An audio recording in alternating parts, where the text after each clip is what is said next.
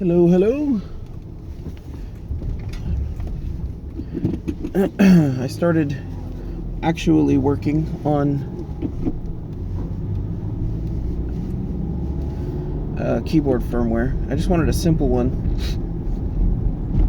for this handheld computer project I'm working on, and I figured I could test it on my Signum 3. And I'm just playing like pin bingo or something. I guess it's not bingo. I have the so I have a display running on I2C, so that's my SDL and SCL lines tied up, so those are used. I've got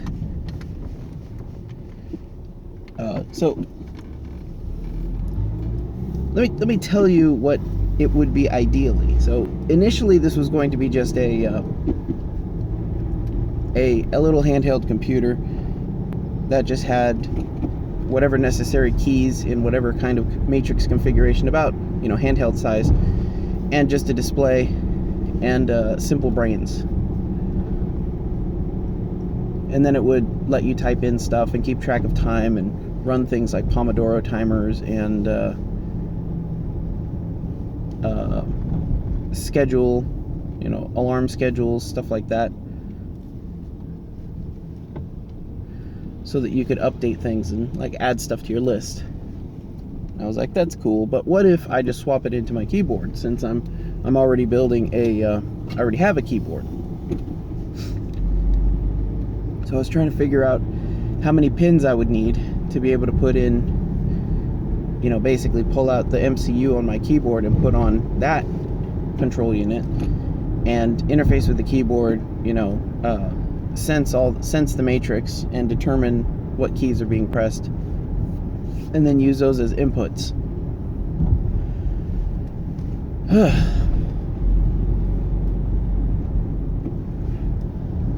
Like super dry. I don't think coffee is going to help very much, but it will be better than nothing. I mean, maybe. It might be have a deleterious effect. I've got water at work, so coffee is fine for now. So the idea would be to have this this system that tracks the key presses, and then based on what mode the keyboard is in, generates output or input. So my first thought was having that input swapping Bluetooth module, the 32U4 BLE Bluefruit feather thingy that Adafruit makes. And I don't even know about Adafruit at this point, because they rotate their product line so often. It's just annoying. But the goal would be to have a keyboard that you plug in, and especially with the Bluefruit, it'll have onboard battery, and the Bluefruit has an onboard charging circuit.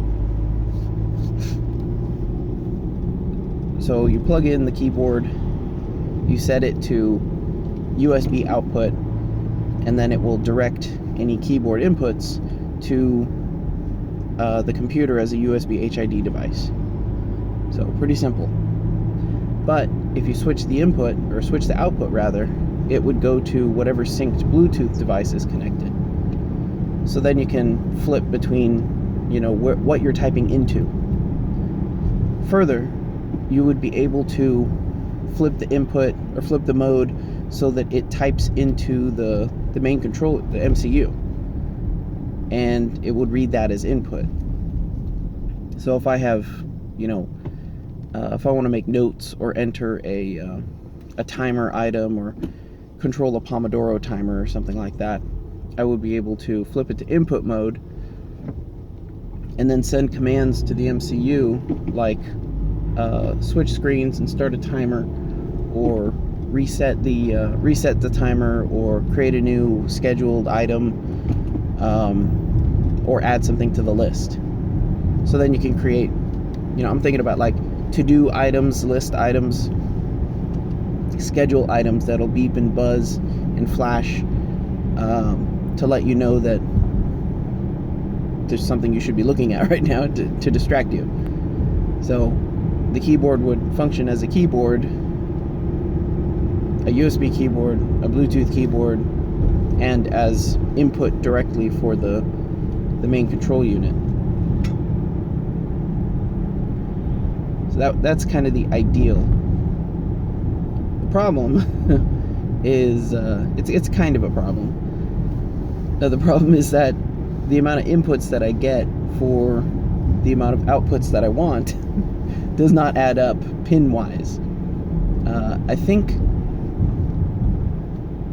I'm not sure if it adds up for the Atmega 32U4, but I think it's okay for like the ESP32, which I don't know too much about.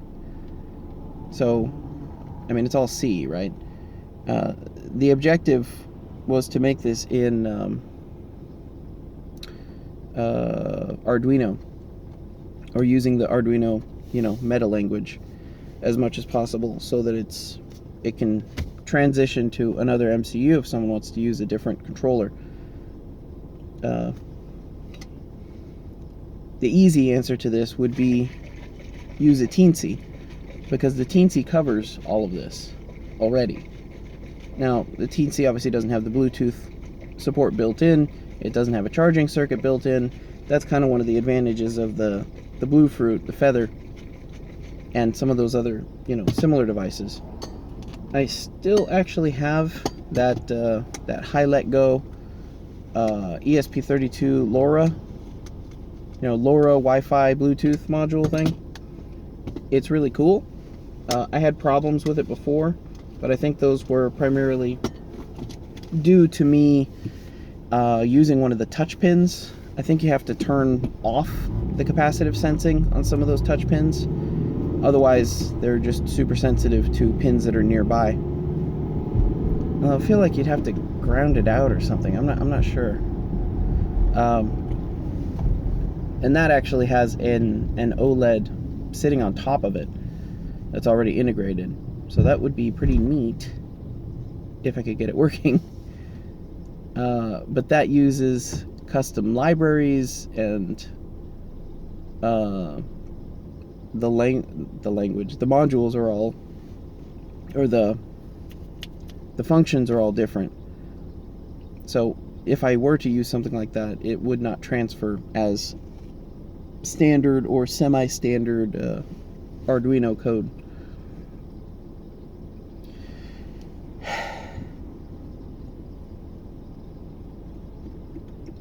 So I guess the objective is, or right now should be, something simple, keep it simple.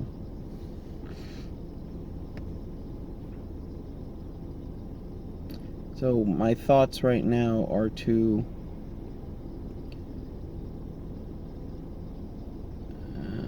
that doesn't work.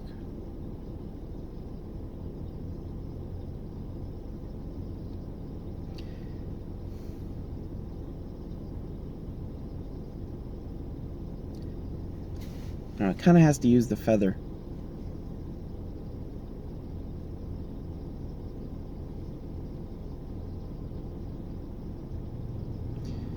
The Bluetooth module that's attached to the Feather uses the SPI interface, I think, which is why I lose so many outputs.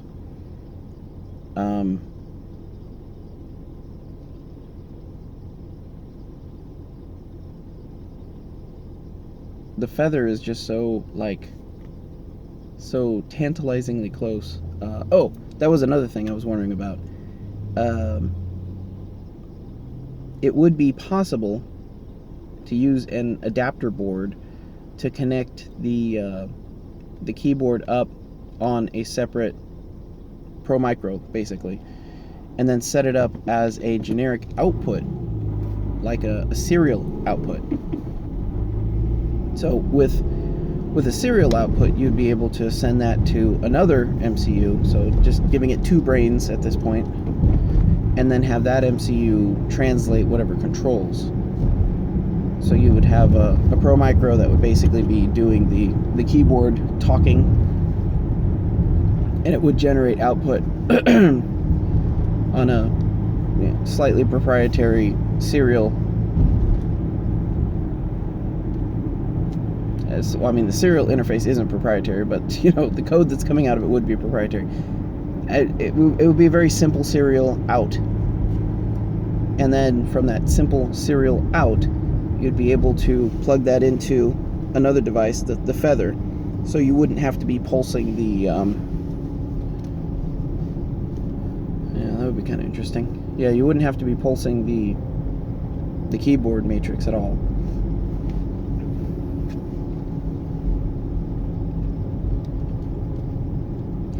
I think the correct way to do this is to test this on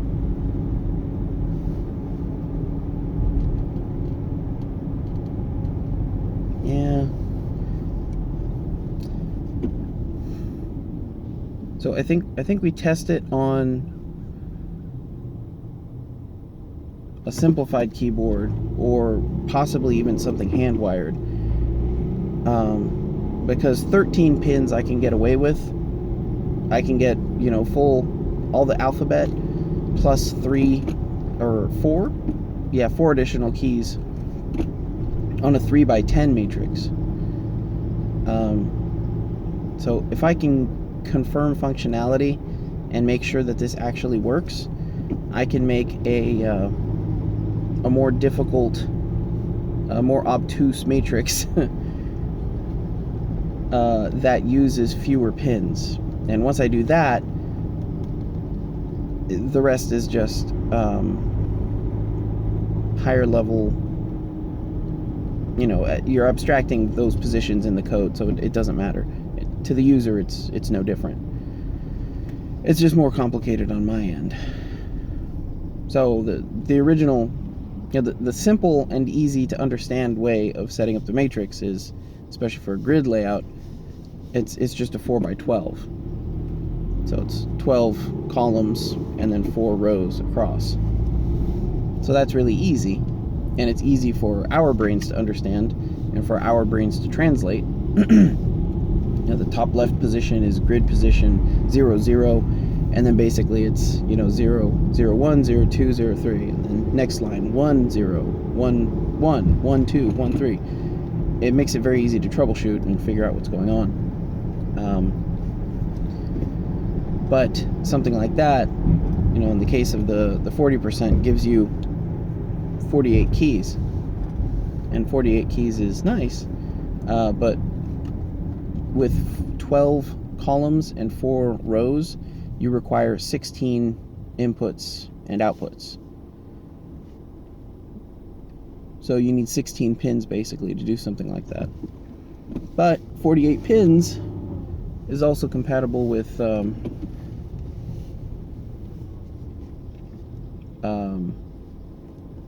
7x7 matrix. So if you create a 7x7 matrix, then you can have 49 buttons, which covers 48 plus 1, and only requires 14 pins. And I think that's as close as you get, because the next is 48, which I think is 8 and 6.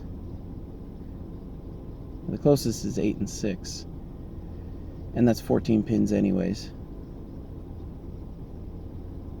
Yeah.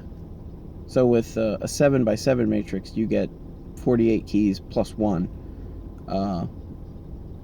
only using 14 pins. But with the 8x6, you're still using 14 pins, but you lose 1 key. You only get 48.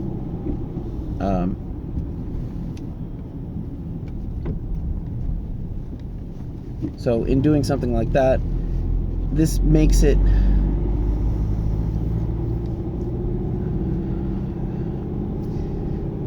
see, part of the problem is the compatibility that I set up in the keyboard. I wanted it to work with Teensy, the Teensy 2.0, and with the Pro Micro. And because that is the case, it's using 16 pins, and it's overlapping some of the pins. So if I got 2 free pins, I could take those 2 pins and make them on the I2C line, so that the keyboard could keyboard exactly as keyboardy as it's keyboarding right now, except it can also do I2C. You can free up those pins for it. Also, I could do the same with the serial bus. So I could free up the serial pins and use the keyboard as totally normal keyboard, but also it'll fire out whatever your keystrokes are on the serial interface. And then you could optionally plug on another control unit that receives that serial output and, you know, uses it for controls. So that would be very interesting. The cool thing about that input switching idea is it gives you instant, it maintains the connection. So especially on something like the Bluefruit with the built-in charging connection, or charging circuit, you take a Bluefruit feather, you connect an I2C module to it, you know, ideally directly, just like plop it right on top of it, connect an OLED or I2C OLED to it, connect a LiPo battery to it, and it's self-contained. And then you can take it and pull it off the keyboard, and it'll still, you know, you can still hold on to it and display stuff.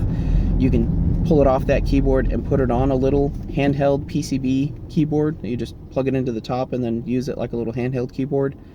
Or you can take it off and then plug it into your full-size, you know, your Signum keyboard, and it would have the same pinout so that you'd be able to type the same way on it. But like I said, this complicates the matrix quite a bit. So that is not a fun thing, but probably the right thing to do, and that's going to be very interesting. So that'll give me something new to figure out. But if I get it down to just 14 pins, I'm probably going to be able to do a lot more, you know, build a lot more compatibility into the keyboard. Also, the keyboard library for Arduino has a translation to an ASCII table, the ASCII table for keys, for letters, rather than using the USB HID spec for... I don't understand why you would do that.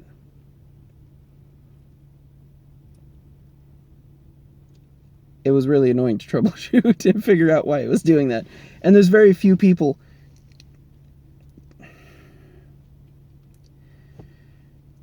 There's very few people complaining about it. There's very few people talking about it. They might have just avoided the library entirely, which I would totally respect. But there's like 2 people that are like, "Hey, what's the deal? How come when I send hex to Charlie, I get comma instead of space?" I'm like, well, because hex to Charlie equals comma in the ASCII table, even though hex to Charlie equals space in the USB HID spec. But I guess we don't care about the USB HID spec anymore. Whatever, man.